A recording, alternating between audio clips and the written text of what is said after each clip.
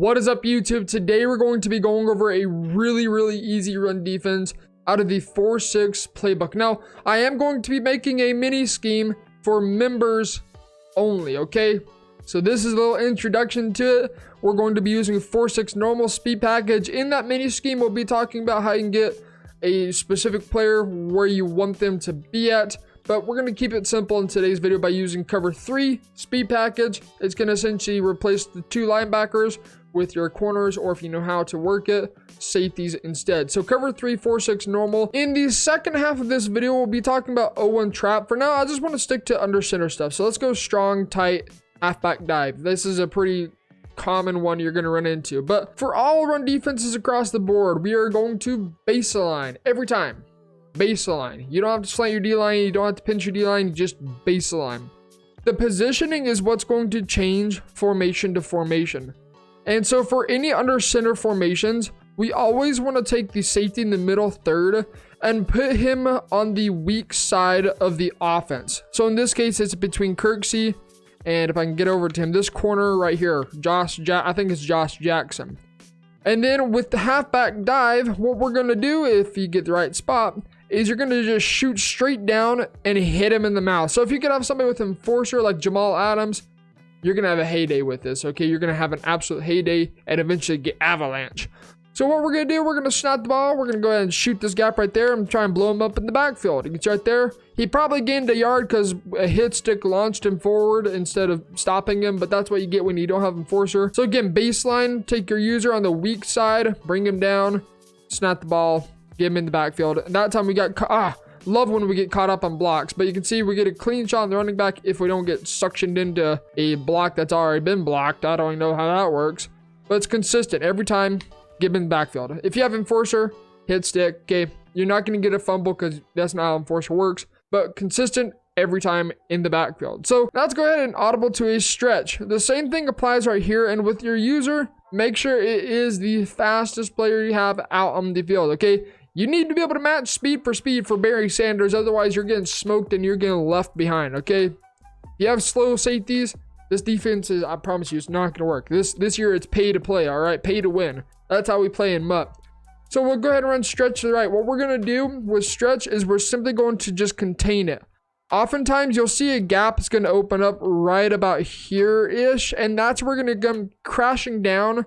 And again, make sure he gets a stop. The rest of the guys can't play. Now you could go ahead and press, and if you're really worried about it, blitz B. Just be careful about that because it kind of exposes your run defense or your pass defense altogether.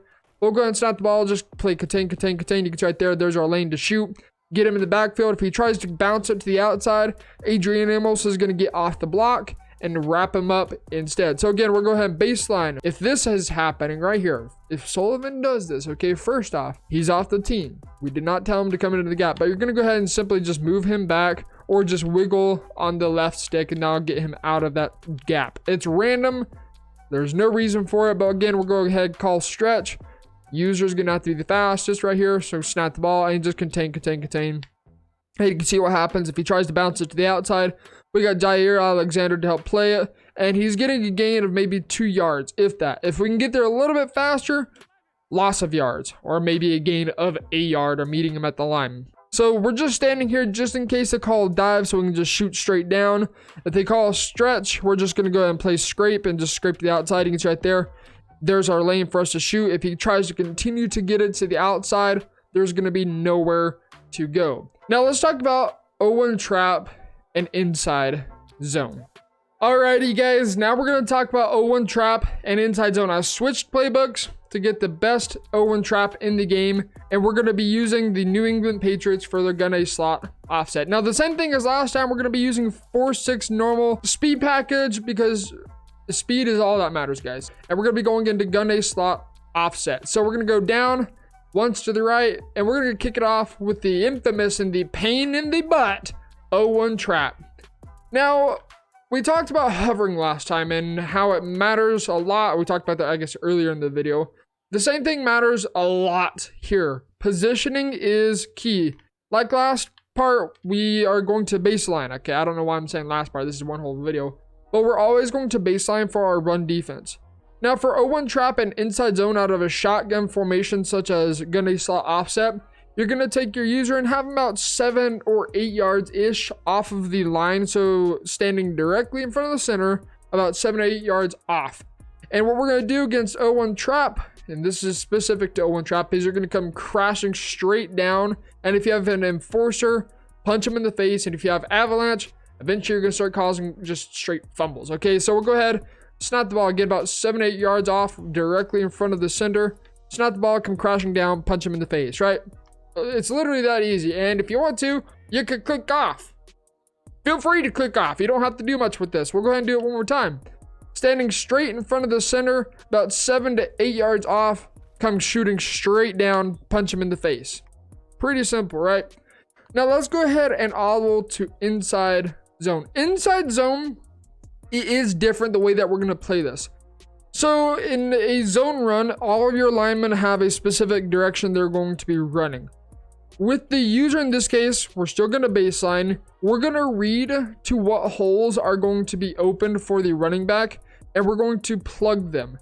You may think, let me hop onto this guy. You may think between Tomlinson and Williams, there's going to be a gap for them to shoot, but Kirksey is going to stand right there, hold his lane, and plug up that run instead. So if they try to shoot it through the left side B gap, we got Kirksey holding it. If they shoot through the right side A gap, that may be our assignment. Sometimes this linebacker right here, or in this case a corner, will hold it, and then we just scrape to the outside, kind of similar to a stretch run or an outside zone run. So we're going to read and see what holes are open, and we're going to try and plug them. So again, about 7 or 8 yards off. Don't come crashing straight down. You want to stand there just for maybe a half second, read the defense, read the offense, and make your decision. So we'll get snap the ball. We're going to cut to the outside. Oh, bad decision right there. There's actually a hole on the right side that I missed completely. But if we cut to the right side instead of the left side, it'd be right of screen, I guess. There's going to be a hole for us to plug instead. So this is going to come down to a lot of practice and patience, especially. So we'll snap the ball. We're going to read and react. You can see right there. That time we choose the correct hole. If he tries to run it through the left side B gap, we've got our linebacker, again, Kirksey, standing right there to make a play on the ball. So let's go ahead and try this one more time. Inside zone. Snap the ball. We're going to come to the outside right there. You can see there's a gap for us to shoot. The linemen on the offense plug the hole on the right side for us. So we're going to shoot the left side A gap. So be patient about this. Read the offensive line, and you're going to have no problem blowing up inside zone. It's just a matter of patience.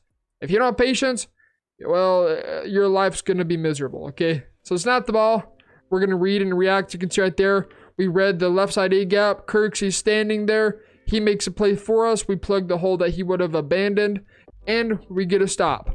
One final note about this defense, guys. If you're running inside stuff, you're wasting AP, okay? This ability does not work. It works to the sense that it gets sheds, but that's it. It will stand there and let the ball carrier go right beside them completely. And so if you want to save some AP, you want to save some training, you want to save some coins, do not use inside stuff. Point blank and period.